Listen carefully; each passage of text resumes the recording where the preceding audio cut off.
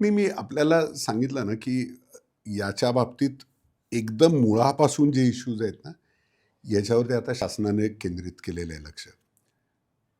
Ring road हा पुण्यासाठी आवश्यक असणारा सर्वात मोठा घटक. हं. आता रिंग रोडचं काम सुरू झालंय. आपण जर Google मॅपवरती पण बघितलं, Google अर्थवरती जरी बघितलं, तर आपल्याला जो expressway to Satara road आहे, याचं काम तुम्हाला त्याच्यावरतीही बघता येईल. खरं तर हे काम अतिशय वेगानं सुरू आहे सध्या. आणि पुणे शहराला पुढच्या काही वर्षामध्ये एक रिंग रोड मिळेल आणि रिंग हं. रोडचा वापर हा काही बाहेरून येऊन बाहेर जाणारे वाहनं करतात असं नाहीये फक्त. बरं. याचा प्रमाण फक्त 10 ते 15% असतं. हं. पण रिंग रोडचा वापर हे पुणे शहरातीलच लोक 85% करणार आहेत. म्हणजे मला आता वारजावरून जर खराडीला जायचंय, तर मी बाहेर रिंग रोडला जाणार. मी तिकडून खराडीच्या बाजूनी म्हणजे वाघोलीच्या बाजूनी खराडीकडे येणार. तर याचं प्रमाण वाढताना तुम्हाला दिसणार आहे. या व्यतिरिक्त जसं मी सांगितलं, की पुण्यामध्ये साधारण 734 मिसिंग लिंक आहेत. याच्यावरती आता काम सुरू आहे.